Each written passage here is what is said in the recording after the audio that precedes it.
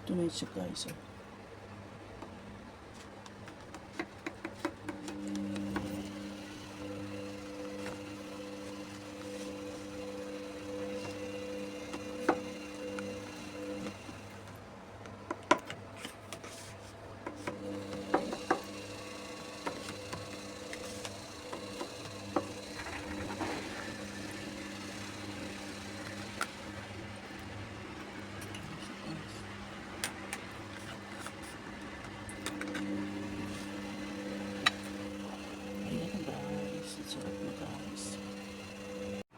Meron tayong cheese nut guys na kinayo, nano ko na, chinap-chop ko na maliliit. Tapos meron tayong cheese nut powder here.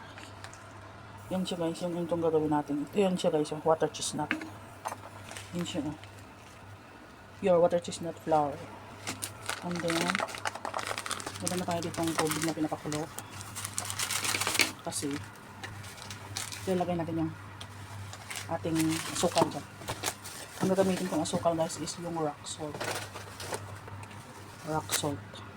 Yan siya. Tapos ito, yung rock salt. Ay, gugupitin natin yung ating cheese nut powder. Tapos, magagamit tayo nito ng kalahati lang guys. Kasi marami ito siya pag naluto. Yan. Yan, kalahati lang siya guys kasi marami lang siya pag naluto siya. Yan, ayan na guys. Tapos, yan. Tutunawin natin ito siya sa tubig. Yung ating pinapakuluan is ito natin na ng asukal. Yung rock salt natin, ilalagay na natin. Yan si guys. Gusto ko sa water cheese nut is matamis. So itong rock salt is need ng marami para tumamis siya guys.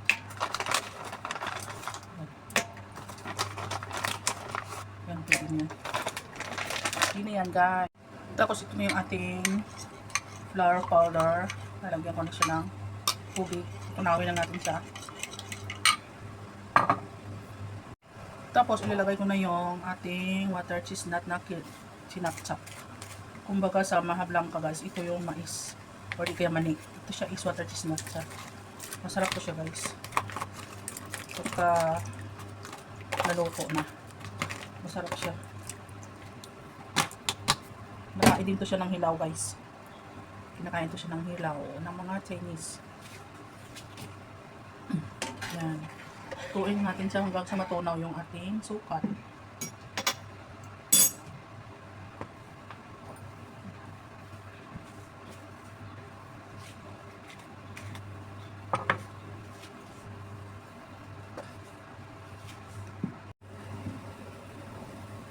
Ano guys, kumukulo na siya. Kumukulo na siya. Kumukulo na siya. Kulo-kulo. Tapos,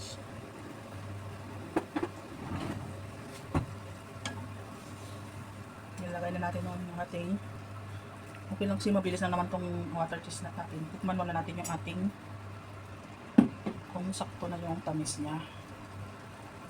Para sakto na guys. Maganda na yung kanya lasa.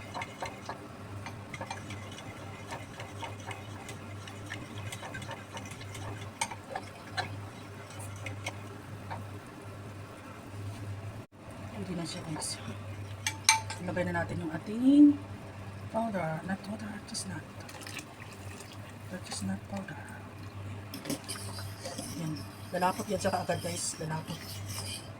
Yan. Patayin na natin kasi lalapot na yan siya kaagad. Bilis lang yan siya malapot guys. Yan. Yan.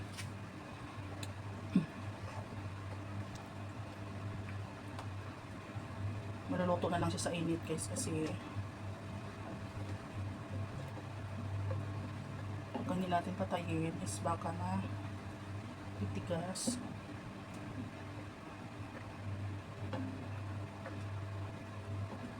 Yan, ganyan lang siya guys.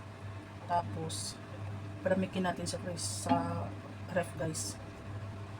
Hanggang mamaya ay mabilis lang to. Tsaka ito na mga titigas. Diba? Bilis lang oh. Tunaw. Ganito lang siya guys gumawa ng butter chestnut cake.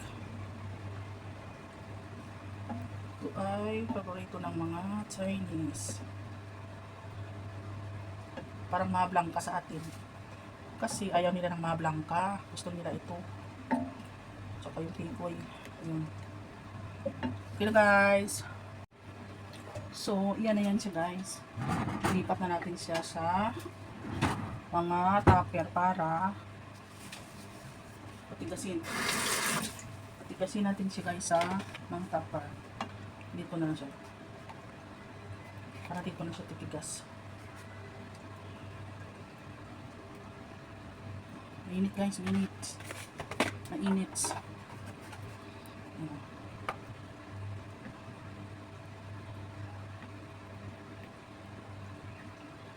Tatlong ano lang siya, tatlong tupper.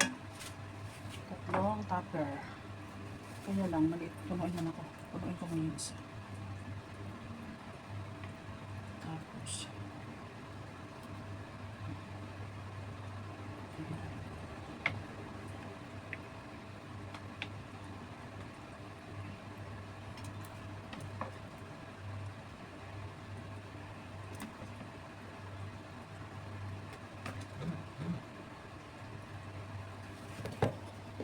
ayan siya guys.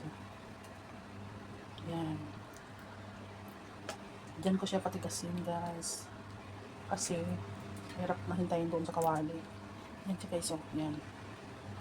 Ganyan lang yan siya. Slice na lang natin siya pagka kumain. Tapos, yung mga Chinese dito guys. Ina-fry pa yan. Parang radish. Yan na guys. Tatlo lang. Diba? Masarap pag may ano.